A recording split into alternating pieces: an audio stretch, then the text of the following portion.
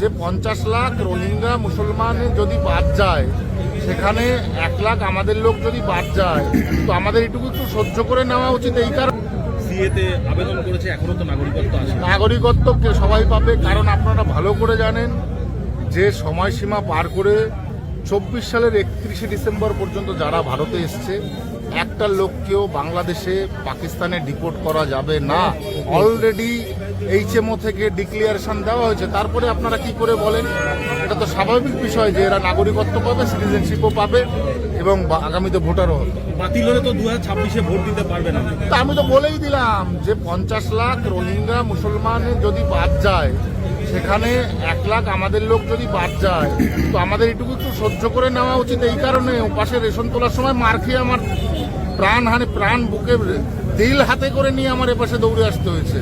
তো এখন যদি তার সাথেই আবার আমার এখানে রেশন তুলতে হয়, তাহলে আমি প্রতিশোধটা নেব কবে? তো প্রতিশোধ নেওয়ার সময়, কিন্তু ওইদিকে কান দেওয়ার সময় নয় যে মমতা বন্দ্যোপাধ্যায় বললো আপনার সমস্ত কিছু চলে যাবে, তো সব ব্যাখ্যা করে দিলাম।